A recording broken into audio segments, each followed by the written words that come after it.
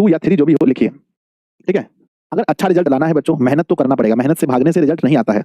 मजा आ रहा है कि नहीं आ रहा है? यस। तो अब पढ़ने वाले हैं बच्चों कार्बनिक यौगिक के सूत्र, यानी कार्बनिक यौगिक अगर कोई है तो उसके कितने सूत्र हैं, कितने प्रकार से सूत्र को लिखा जा सकता है। तो टॉपिक लिखिएगा कार्बनिक यौगिक के सूत्र, है ना, कार्बनिक यौगिक के सूत्र, कार्बनिक यौगिक के सूत्र। मेरे बच्चे किसी भी कार्बनिक यौगिक के सूत्र कितने होते हैं, कोई बता सकते हैं? किसी भी कार्बनिक यौगिक के कितने सूत्र होते हैं या कितने तरह से हम उनको व्यक्त कर सकते हैं, कोई बताओ मुझे कमेंट बॉक्स में कि कार्बनिक यौगिक के कितने सूत्र होते हैं। तो बच्चों याद रखिएगा, कोई भी कार्बनिक यौगिक हो हम उसे, वाह बहुत बढ़िया, एक बच्चा 3 कह रहा है, ताली होना चाहिए आपके लिए। 3 जिसने कहा है बिल्कुल सही कहा है। तो कार्बनिक यौगिक के सूत्र जो हैं बच्चों 3 प्रकार से व्यक्त किए जाते हैं। कार्बनिक यौगिक के सूत्र लिखेंगे बच्चों, लिखिएगा कार्बनिक यौगिक के सूत्र, कार्बनिक यौगिक के सूत्र, कार्बनिक यौगिक के सूत्र, कार्बनिक यौगिक के सूत्र 3 प्रकार से व्यक्त किए जाते हैं। 3 प्रकार से व्यक्त किए जाते हैं, व्यक्त किए जाते हैं। कोई भी सूत्र है बच्चों तो उसको 3 प्रकार से हम व्यक्त करेंगे। सबसे पहला प्रकार याद कीजिएगा, सबसे पहला प्रकार याद कीजिएगा, सबसे पहले को कहते हैं लुईस इलेक्ट्रॉन बिंदु संरचना। बोलो क्या बोलेंगे? सबसे पहला जो प्रकार है इसको क्या बोलेंगे? लुईस, क्या बोलेंगे मेरे बच्चे? लुईस इलेक्ट्रॉन बिंदु संरचना, इलेक्ट्रॉन, लुईस इलेक्ट्रॉन लिखिएगा मेरे साथ में, लुईस इलेक्ट्रॉन बिंदु संरचना। तो सबसे पहला प्रकार है किसी भी कार्बनिक यौगिक के सूत्र को दर्शाने का जो पहला प्रकार है उसका नाम है लुईस, मेरे बच्चे लुईस इलेक्ट्रॉन बिंदु संरचना। मेरे बच्चे इसको अंग्रेजी में लुईस ऐसे कहा जाता है ना, लुईस, है ना, LEVIS, है ना, लुईस। मैं देख लेता हूँ भी के साथ डब्ल्यू तो नहीं है, LIW है ना, LEWIS है ना बच्चों, पहला होगा है ना लुईस, है ना, इलेक्ट्रॉन बिंदु को क्या बोलते हैं? डॉट, DOT, डॉट, और संरचना को बोलते हैं स्ट्रक्चर। तो मेरे बच्चे स्ट्रक्चर का स्पेलिंग मिला लेते हैं STRUCTURE, ठीक है ना, स्ट्रक्चर। तो बच्चों पहला हो गया लुईस इलेक्ट्रॉन बिंदु संरचना। और सबसे इंपॉर्टेंट जो दूसरा होने वाला है जिसके बारे में आप लोग जानते हैं, दूसरा है बच्चों संरचना सूत्र। यस सर, इस चैप्टर में हमें पढ़ना है संरचना सूत्र, पढ़ा दीजिएगा संरचना सूत्र। इसको अंग्रेजी में क्या बोलते हैं? संरचना को अंग्रेजी में बोलते हैं स्ट्रक्चरल फॉर्मूला, है ना, स्ट्रक्चरल फॉर्मूला बच्चों, है ना, स्ट्रक्चरल, है ना, स्ट्रक्चरल फॉर्मूला, ठीक है ना। चलो संरचना सूत्र। और नंबर तीसरा होता है जिसे कहते हैं बच्चों, तीसरा को कहते हैं त्रिविमीय सूत्र, त्रिविमीय सूत्र, है ना, त्रिविमीय सूत्र, यानी जिसको हम लोग बोलते हैं, है ना, 3 डायमेंशनल फॉर्मूला, 3 डायमेंशनल, है ना, 3 डायमेंशनल फॉर्मूला। तो मेरे बच्चे टोटल ये बताओ कि कोई भी कार्बनिक यौगिक है तो उसके सूत्र लिखने का कितना फॉर्मूला है?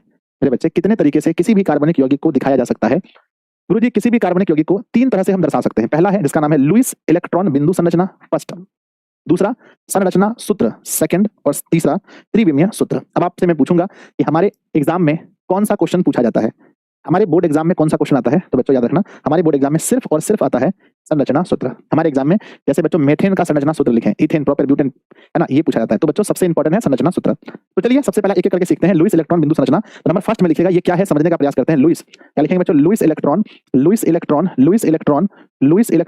इलेक्ट्रॉन बिंदु संरचना, है ना मेरे बच्चे, बिंदु संरचना। तो अंग्रेजी हम लिख दिए पीछे, तो अंग्रेजी वाले जो भी छात्र हैं वहां से देख लीजिएगा, लुईस इलेक्ट्रॉन बिंदु संरचना। इसमें क्या होता है, यह संरचना प्रत्येक परमाणु से जुड़े परमाणुओं की संख्या लिखेंगे, यह संरचना प्रत्येक परमाणु से जुड़े, यह संरचना प्रत्येक परमाणु से जुड़े, यह संरचना प्रत्येक परमाणु से जुड़े, यह संरचना प्रत्येक परमाणु से जुड़े, यह संरचना प्रत्येक परमाणु से जुड़े परमाणु की, है ना, प्रत्येक परमाणु से जुड़े परमाणु की प्रत्येक परमाणु से जुड़े परमाणु की तथा परमाणु की संख्या बच्चों, संख्या अगर आप नहीं भी लिखेंगे तो कोई दिक्कत नहीं है। यह संरचना प्रत्येक परमाणु से जुड़े परमाणु की तथा संयोजन इलेक्ट्रॉन की तथा संयोजन इलेक्ट्रॉन की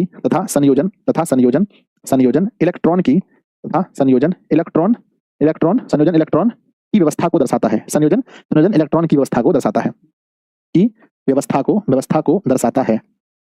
दर्शाता है। तो मेरे विद्यार्थी जी बहुत इंपॉर्टेंट है, यह संरचना जो है प्रत्येक परमाणु से जुड़े परमाणु की संख्या तथा संयोजन इलेक्ट्रॉन की व्यवस्था को दर्शाता है।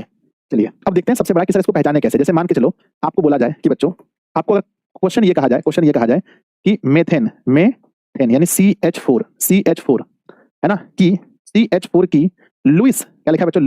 लुईस इलेक्ट्रॉन बिंदु संरचना दिखाइए, है ना, लुईस इलेक्ट्रॉन बिंदु संरचना बनाकर दिखाइए, संरचना बनाइए। तो मेरे बच्चे कितने ऐसे विद्यार्थी हैं जो बना सकते हैं?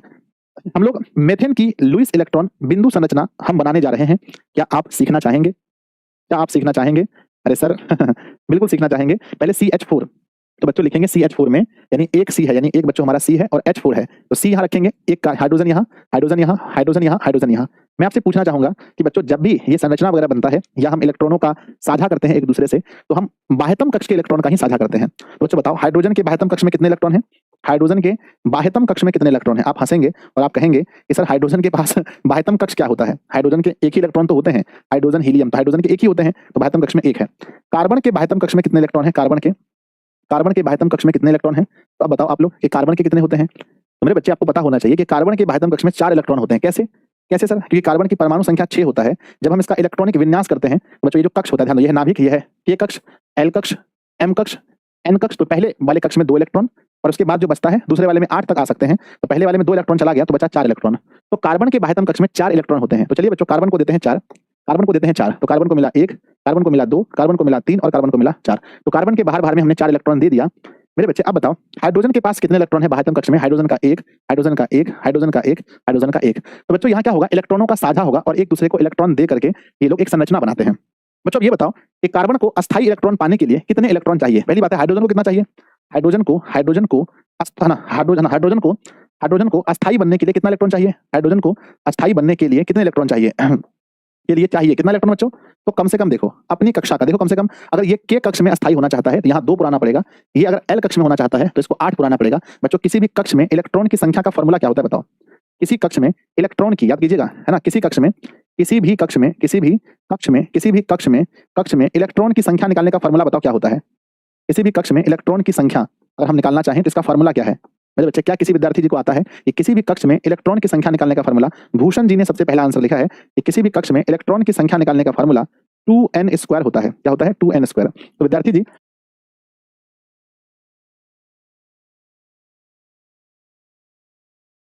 इस फॉर्मूले का उपयोग अगर हम करते हैं तो पहले कक्ष में, पहले कक्ष K, तो K में 1 मान रखते हैं तो 2, 1 का स्क्वायर n की जगह 1 रखेंगे तो 2 गुना 1, यानी K कक्ष में अधिकतम कितने इलेक्ट्रॉन रहते हैं? K कक्ष में 2। K L कक्ष में कितने इलेक्ट्रॉन रह सकते हैं? L कक्ष में तो 2n² यानी 2 गुना L का मान 2 का स्क्वायर, 2 दूनी 4 दूना 8 रह सकते हैं। M कक्ष में अधिकतम कितने इलेक्ट्रॉन रह सकते हैं? M कक्ष में 2n² तो 2 और 3 का स्क्वायर, 3 का 9 होता है, 2 गुना 9 तो 18। इसी तरह से बच्चों K L M N आगे हम लोग बढ़ते जाते हैं। तो आप देख सकते हैं कि बच्चों अधिकतम K कक्ष में होते हैं 2 इलेक्ट्रॉन मैक्सिमम, है ना, L में 8 इलेक्ट्रॉन और M में 18 इलेक्ट्रॉन और भी आगे बढ़ते रहते हैं। तो बच्चों हाइड्रोजन को स्थिर होने के लिए कम से कम अगर 1 है तो कोई भी चाहता है कि हम बगल वाले अक्ष को पकड़ लें। तो अगर बच्चों हाइड्रोजन के पास 1 है तो ये कम से कम कितना पुराना चाहेगा? कम से कम 2 पुराना चाहेगा। मेरे बच्चे अब कार्बन के पास 4 है तो कार्बन कितना पुराना चाहेगा? कमेंट बॉक्स में लिखिए। कभी कम नहीं होता, ये मत बोलना सर कार्बन के पास 4 है तो 2 और छोड़ देगा, 2 बना लेगा। नहीं बच्चों, हमेशा हम आगे बढ़ते हैं, है ना, हमेशा हम आगे बढ़ते हैं। तो अगर बच्चों कार्बन के पास 4 इलेक्ट्रॉन पहले से हैं बाह्यतम कक्ष में, तब ये कितना पुराना चाहेगा? सर अगर 4 है तो कार्बन हमेशा 8 पुराना चाहेगा। कार्बन हमेशा 8 पुराना चाहेगा। अर्थात मेरे बच्चे, है ना, आज मैथ का क्लास नहीं है बाबू। हे प्रभु, आ जाओ। तो बच्चों वो 8 पुराना चाहेगा, इसलिए वो 4 इलेक्ट्रॉन कहीं किसी और से लेना चाहेगा। तो बच्चों याद रखिएगा, अगर हम बनाना चाहें तो हाइड्रोजन के बीच जो आबंध बनेगा, हाइड्रोजन के बीच जो संरचना बनने वाला है, ये 1 और 1 को लेकर हाइड्रोजन ऐसा बना लेगा 2, हाइड्रोजन 1 ले लेगा बच्चों कार्बन से, ये बना लेगा 2, ये इससे 1 ले लेगा तो 2 बना लेगा, ये इससे 1 लेगा तो 2 बना लेगा। आप देख रहे हैं कि 1 लेकर के हाइड्रोजन अपना अस्थायी पा लिया, यानी कि अब हाइड्रोजन के पास 2 इलेक्ट्रॉन है और हाइड्रोजन चुपचाप शांत है।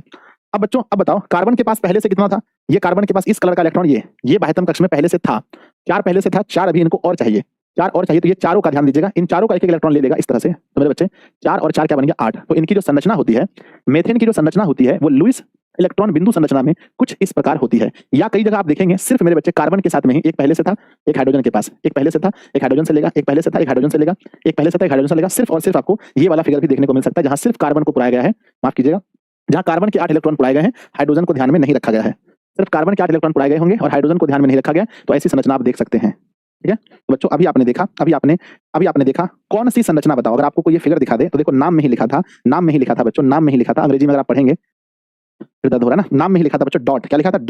डॉट स्टेना। क्या लिखा है? नाम में ही लिखा है डॉट। तो तो बच्चों याद रखना हमेशा कि नाम में ही डॉट लिखा है, तो अगर कहीं पर डॉट लगा हुआ है तो समझ लेना बच्चों वो है लुईस इलेक्ट्रॉन बिंदु संरचना, वो है लुईस इलेक्ट्रॉन बिंदु संरचना। अगर डॉट लगा है तो मैं बच्चों एक क्वेश्चन आपको दे रहा हूं, मैं आपको एक क्वेश्चन दे रहा हूं, बहुत प्यारा सा, बहुत दुलारा सा क्वेश्चन मैं देने वाला हूं मेरे बच्चे। सी और यहाँ पर दिया सी, ये एच है, यहाँ पर एच है, यहाँ पर एच है, यहाँ पर एच है, यहाँ पर एच है, यहाँ पर एच है। ठीक है, बड़ा प्यारा सा। कार्बन के पास पहले से ही 4 होता है, 1 2 3 4, 1 2 3 4, ठीक है ना मेरे बच्चे। इनके पास हाइड्रोजन के पास एक एक होता है, एक यहाँ होता है, एक यहाँ होता है, एक यहाँ होता है। अच्छा, हाइड्रोजन एक यहाँ होता है, एक यहाँ होता है, एक यहाँ होता है। ध्यान दीजिएगा मेरे बच्चे, अगर मैं कुछ ऐसा संरचना बनाता हूँ कि 2 2 4 2 6 1 7 और इसका एक ले लेता हूँ, देखो ये बन गया बच्चों 8 बन गया।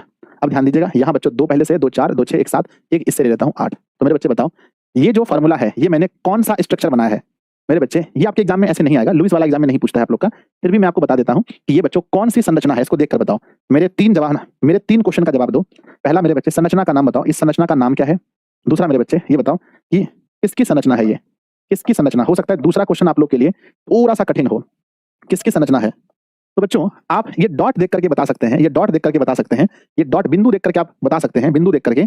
ये बच्चों लुईस है ना, ये कौन सी संरचना है, ये लुईस इलेक्ट्रॉन, ये लुईस इलेक्ट्रॉन, ये लुईस इलेक्ट्रॉन बिंदु संरचना है। ये तो आप देख करके ही बता देंगे, बिंदु देख करके बता देंगे मेरे बच्चे। अब दूसरा बढ़ता है, दूसरा क्या है, दूसरा किसकी संरचना है। तो बच्चों कार्बन इसमें 1 और 1 2 कार्बन है, तो कार्बन 2 है। हाइड्रोजन कितने हैं, 1 2 3 4 5 6 यानी 6, यानी ये फार्मूला एथेन का है बच्चों, किसका है, एथेन का। तो आप देख रहे हैं आगे आप सीखेंगे ये फार्मूला किसका है। तो ये फार्मूला बच्चों एथेन का है। तो बच्चों क्या आप फिलहाल इतना समझ गए हैं कि किसी संरचना को देख करके आप बता देंगे यह कौन सी संरचना है, बोलो। सिर्फ इतना ही आपको यहाँ सीखना था। अगर समझ गए तो प्यारा सा दिल बनाइए कि गुरुदेव कभी भी अगर ऐसा